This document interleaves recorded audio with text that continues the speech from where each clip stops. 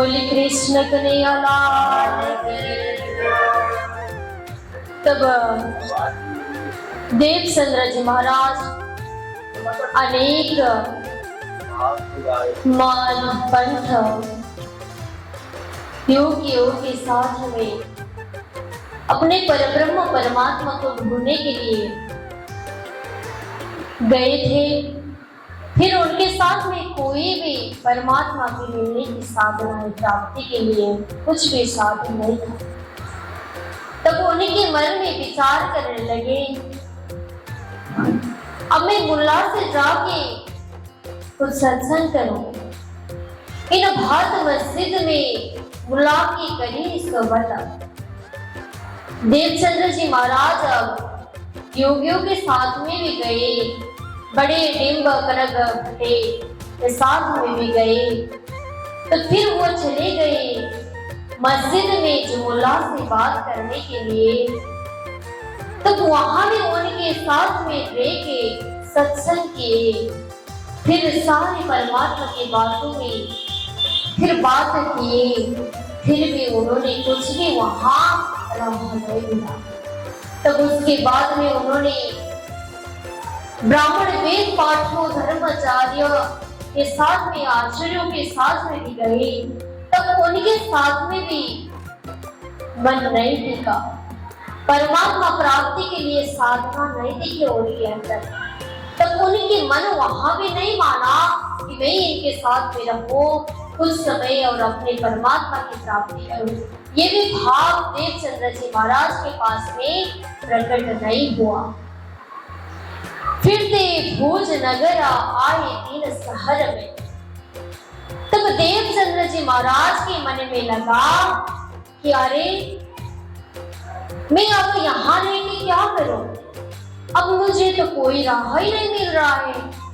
बहुत साधु संतों तो मिले, फिर मंदिर में मिला, पर मैंने अपने मालिक जो भरतार है उन्हें तो साक्षात्कार हमें नहीं मिला।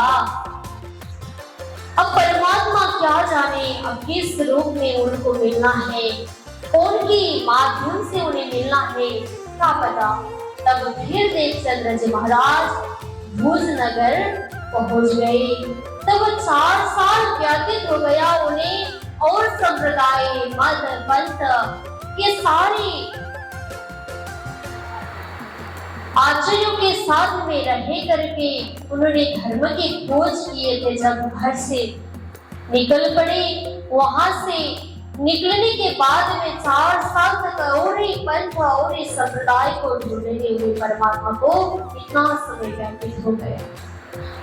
तब पहुंचे भोज नगर में। तब ये बात तो मधुमेता और कुंवरबाई को कुछ भी पता नहीं था जब से घर से निकल पड़े थे। तब उनके मन में लगा, अरे हमारे एकलव्य बेटे कहाँ गए होंगे। इतना साल के बाद भी कुछ पता नहीं चला था। लेकिन एक बार हरिदास जो उनके माता पिता के गुरुजी थे, उन्हीं के पास में जाके पिताजी ने, अगर कहीं से भी मेरे बेटे आपके पास में आ जाए तो मुझे खबर तुरंत किया जाएगा। तो आप उनकी मुझे कोई भी संदेश आप भेज देना, ये आग्रह करके देवचंद्र के पिताजी मधुमेता घर लौटे थे।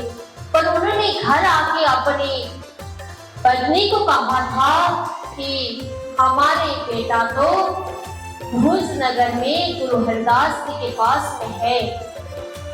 तो गुरु हरिदास जी के पास में जब थे उन्होंने कहा था, तब माता निर्धक हुई थी कि मेरे बेटे तो भुज नगर में गुरु हरिदास जी के पास में है। तब उनके मन में कोई चिंता नहीं थी, पर माता जी को पिताजी ने बुलाने के लिए कहा था कि मेरा हमारे बेटा वहां रह रहे हैं। पर पिताजी को भी पता नहीं था कि हमारा बेटा कहाँ रह रहे हैं, किस ढंग में चल रहे हैं, क्या खा रहा है, क्या पी रहा है, कुछ भी पता नहीं था। फिर भोज नगर आए तीन शहर में, कहा हरिदास जी से रहे भई सोबत तिलसे। तब देवचंद्र जी महाराज 4 साल के बाद में गुरु हरदास जी के आश्रम पहुंच गए। बोली कृष्ण कन्हैया लाल की। तब 4 साल के बाद में गुरु हरदास जी के पास में पहुंचे।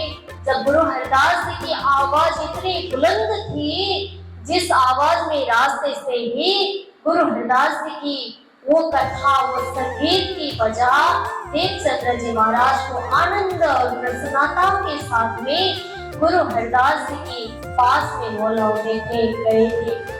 तब देवचंद्र जी महाराज को रास्ते में चलते चलते ऐसा भाव प्रकट हुआ था कि ये कोई है, इनकी आवाज बुलंद है, सच में इस आवाज से मैं परमात्मा की प्राप्ति कर सकता हूँ। ऐसी भावना से वो उनके दरबार पर पहुंच गए, जहाँ हरिदास जी कथा चर्चा कर रहे थे, जहाँ चर्चा हो रहा था, वहीं पर गुरु हरदास जी के सानिध्यता में देवचंद्र जी महाराज पहुंच जाते हैं। तब उन्होंने वहां जाके हरदास जी की कथा प्रवचन सुनी। तब देवचंद्र जी के मन में लगा, मैं इन्हीं के समय कुछ समय रहूं, तब इनके साथ में रह के यहाँ के सारी चीज को मैं पता लगाऊं कि क्यों ना मेरे परमात्मा यहाँ ना मिलेंगे। तो इस प्रकार देवचंद्र जी महाराज वहाँ रहने लगे। तब हरिदास जी ने पूछते गए कि आप कौन हो, कहाँ से आए हो। तो सारी उनकी खबरें पूछने के बाद में उन्होंने अपने पिताजी मधुमिता और कुंवरबाई के पुत्र कहा। तब हरिदास जी और प्रसन्न हो गए कि उनके पिताजी तो पहले अगर मेरा बेटा यहाँ पहुंचे तो मेरी उनकी खबर हमें मिल जाए। कह के लौटे थे घर कि आज 4 साल के बाद ये देवचंद्र मेरे पास में पहुंच गए। तब हरिदास जी बहुत आश्चर्य में पड़े और देवचंद्र जी महाराज को पूछा, तो कब से आप घर से निकल पड़े? ये सारी बात देवचंद्र जी महाराज से पूछने लगे। तब देवचंद्र जी महाराज से पूछने के बाद में देवचंद्र जी महाराज ने कहा, मैं तो 4 साल हो गया हूँ मैं घर से निकल पड़ा। तब उसके बाद में मैं सारे संप्रदायों में परंतु आचार्य कनधारी ऐसे साधु योगियों से मिलने गए थे। तब उनके साथ में रह के मैंने 4 साल व्यतीत किए। फिर वहां मुझे आनंद नहीं आया, आनंद मुझे नहीं मिला, प्रसन्नता नहीं हुई, इसलिए मैं फिर वहां से निकल पड़ा। तब ऐसी सारी घटनाएं उन्होंने कहा। तब हरिदास जी ने कहा, तो आप निकल पड़े तो 4 साल है, फिर तुम्हें तुम्हारे माता पिता की खबर कुछ पता है? तो देवचंद्र जी महाराज ने कहा, मैंने जब से घर से निकला तब से मैंने मेरे माता पिता कुछ संसारी कार्य बंधन से नहीं पूछा कि मेरे माता पिता कैसे हैं, मैं कैसा हाल में हूँ, ये मेरे माता पिता को कुछ भी पता नहीं था। तो उन्होंने यही बता दिए कि मुझे मेरे माता पिता के बारे में कुछ भी पता नहीं है, मेरे बाद में मेरे माता पिता को पता नहीं है। तब हरिदास जी ने देवचंद्र जी महाराज को बहुत समझाए। तब उनके बाद में ये कहा कि आप मेरे पास आ गए हो, ये खबरें तो उनको भेज दियो कि देवचंद्र हरिदास जी के पास में पहुंच गया है। तब वहां सेवा करने लगे हैं, वो अपने सत्संग उनके प्रवचन कीर्तन में लगे हैं, ये तो खबर उनको पहुंचा दियो और कुछ ना पहुंचे दो, तब ये खबरी दो। तब उन्होंने कहा, तो बहुत मुश्किल से उन्होंने हाँ कहा था कि गुरुजी की आज्ञा तो सिरधार्य करे। तब हरिदास गुरुजी की आज्ञा को सिरधार्य करते हुए देवचंद्र जी महाराज की खबर अब मधुमिता और कुंवरबाई उमरकोट में रह रहे थे। तब उनके पास में ये खबर ही पहुंची। तब पिताजी के पास में ये चिट्ठी, ये संदेश पहुंचे। तब यह चिट्ठी यूं देखे पिताजी ने। तब यूं देखते ही उनके एकलौते बेटे का पत्र था। बोले कृष्ण कन्हैया लाल की। जब उनके बेटा का ये पत्र था जो चिट्ठी आया था, जो संदेश था, वो खुशखबरी था। तब उनके पिताजी बहुत प्रसन्न हो गए। अपने पत्नी के साथ में जाके कहा, अरे मैंने तुमको कहा था ना कि हमारे बेटा मारे रहेंगे। तो उन्होंने अपनी पत्नी को इतनी प्रसन्न होकर कहा कि झूठ कहने के बाद में सच का आनंद प्राप्त हुआ ना, कि सत्य के लिए कभी कभार झूठ बोलना पड़ता है, सत्य के लिए कभी कभार झूठ बोलना पड़ता है, पर असत्य के लिए झूठ नहीं बोला जाता है, क्योंकि उसको पाप कहा जाता है। इसलिए झूठ को झूठी बोल दियोगे, तब उसके बाद में ये भावना के साथ विचार करना कि अगर किसी के भला हो, अगर किसी के लिए आनंद प्राप्ति क्यों ना हो जाए अगर हमें झूठ बोलने के बाद। तो इसलिए सच के लिए झूठ बोला जाता है, लेकिन असत्य के लिए झूठ नहीं बोला जाता है। तो इस बातों को भी ध्यान होना चाहिए कि कभी कभार असत्य के लिए सत्य की क्यों ना पलटना हो जाए। तो इसी वजह देवचंद्र जी महाराज ने अपने पिताजी को ये कथा, ये प्रवचन बोले कृष्ण कन्हैया लाल की। तो इस समय देवचंद्र जी महाराज के संदेश घर में पहुंचने के बाद मधुमिता की माता इतनी खुश हो गई कि हमारे बेटा ने 4 साल के बाद में ये पत्र भेजा। तो उनके पिताजी कितने प्रसन्न हो गए होंगे। तो इकलौते बेटे कि हमारे पास में नहीं है, कैसे रह रहे होंगे, क्या खाते होंगे, कैसे कौन से हाल में होंगे, ये कुछ भी पता नहीं था। तब हरिदास जी के पास में पहुंचे, तभी उनको खबर मिली। तब बहुत प्रसन्नता के साथ में माता पिता ने बसमिला और शल्ला किए कि हमारे बेटा को अब जल्दी हम मिलने जाएंगे बेटा से, हम यहाँ नहीं रहेंगे, अब नहीं रह पाएंगे।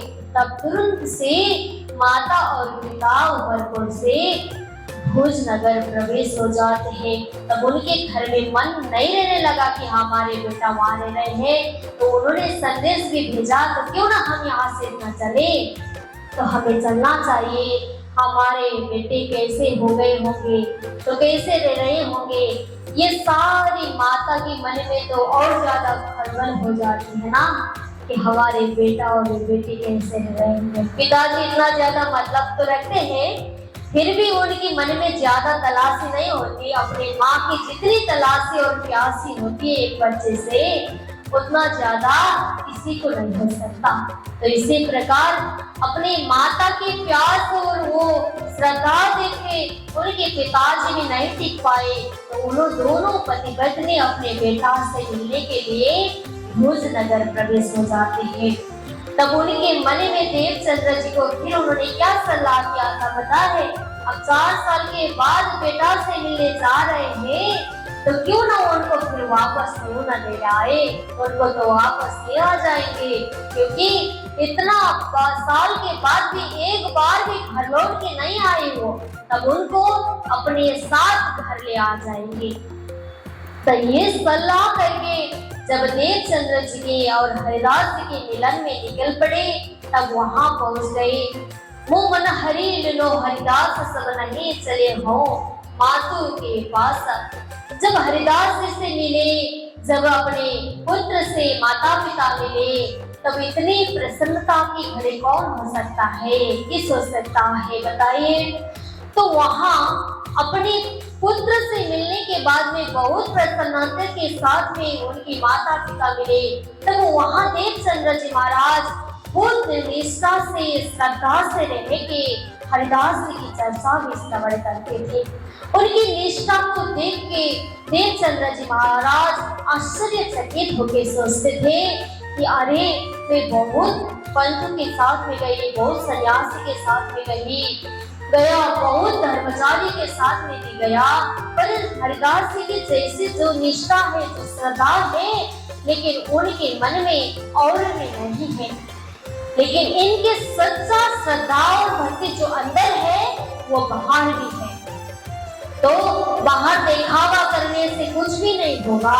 देवचंद्र जी के मन में यही भाव प्रकट हुआ कि जिनके अंदर के श्रद्धा भी हो और बाहर के श्रद्धा भी उसी ढंग से हो तो कुछ भी हमें उसमें शंकाएं नहीं होती, पर बाहर दिखावे से कुछ भी नहीं होगा। तो प्राणनाथ जी महाराज ने वाणी में भी कहा है ना, अंदर नुहावे बाहरा फिर नुहावे बाहिरा, अंदर नहीं निर्मला फिर नुहावे बाहिरा। अंदर बहुत गंदा पड़ा है, लेकिन बाहर साफ सफाई होने से क्या होगा। तो इसलिए अंदर जो कुछ होगा तो बाहर भी वही चीज होना चाहिए।